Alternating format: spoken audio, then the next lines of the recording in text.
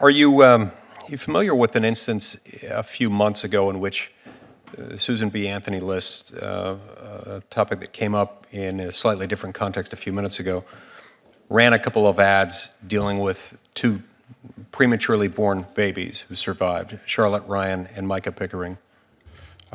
Yes, Senator, I'm definitely familiar with the Micah Pickering example, maybe a little less so with the Charlotte Ryan. Okay, so let's go with the Micah Pickering example. I met Micah Pickering. He's a healthy, happy little boy now. His images were featured in an advertisement purchased by the Susan B. Anthony list in order to promote life, in order to promote the idea that children, even children born very prematurely, in the range of 20 to 22 gestational weeks, can still survive and go on to live as happy, healthy human beings. And as I recall, that advertisement was taken down by Facebook. Is that? That's correct, and I believe that we reinstated that advertisement within 24 hours. Okay. At the time, what was Facebook's explanation for why it was taken down? I think it violated one of our advertising policies. Which policy would that have been? I believe it was around, we have a policy around somewhat graphic content, and someone viewed that to be graphic. I think the exact name is the sensationalism policy. Senator. Okay. Graphic content, perhaps because it involved a medical procedure, or perhaps because it depicted an infant in a position in which the infant had tubes going into it or something like that? It is a medical procedure. Okay. The medical procedure going on, that's depicted, and that's regarded as graphic. Does your policy work even-handedly, such that regardless of whether we're talking about pro-life versus pro-choice, what if the same image were depicted in a slightly different context, not advertising perhaps a pro-choice cause, but just another cause unrelated to pro-life?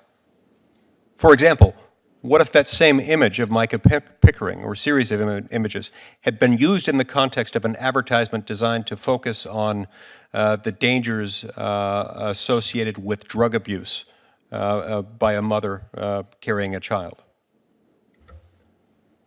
Thank you, Senator. If it was the same picture, I'm assuming that the same policy would have been applied, hopefully the same way. We would like consistency there. As you know, that if there are different pictures, that would perhaps force either the automation and or the reviewer to make it come to a different decision. So if a child is viewed that is 20 weeks maybe versus 24 weeks, I know that's very narrow. For the reviewer, it may be different, but if the surely the reviewer is not going to be able to differentiate between 22 and 24 weeks. Surely that's not going to make the distinction. I don't want to try to get too nuanced there, but depending on if the view was that this was too graphic, and I think because of the image which I recall, that decision was made, although it was made incorrectly, to disallow the ad. But in fact, Mr. Potts, this is not hypothetical, is it? I mean, this has happened. We did, in fact, see the Susan B. Anthony list advertisement taken down, while we had corresponding images used in advertisements that have not been taken down. Isn't that right? We have, but again, I don't think we've had the same image used. Okay. That's perhaps not the same image, right, but an image of an infant in a comparably vulnerable position.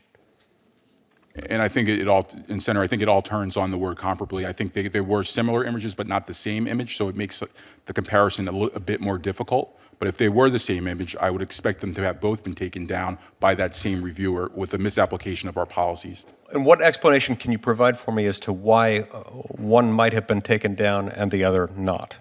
Regardless of whether you say they should have been consistent with Facebook's policy, what might account for why they might receive differential treatment? Senator, I would like to say that, as we mentioned, we review billions of posts and other pieces of content. Sometimes we make mistakes. In this case of this reviewer that reviewed that piece of content with Micah, he removed it incorrectly, or he or she removed it incorrectly. If that's the case, I would expect that reviewer to make the same mistake, regardless of who shared that image. Now, if we take a different image run by the SBA, run by anyone, and place it there, and if that person were to allow it, I assume that they would allow it across the board as well. I don't know if I'm doing a great job of explaining that, but I'm... No, I think I understand what you're suggesting, and I understand and appreciate the point. could it not also have to do with other factors, including possibly who is more likely to complain about the Susan B. Anthony image? Who is more likely to work at Facebook? Could that have something to do with it? I don't believe so, Senator. I think to a question of whether someone would try to influence a decision with their bias, that's something that we really try to exclude, to bring out of the process, to check any type of bias at the door. We have a very strong managing bias curriculum within the company. It's a rigorous program.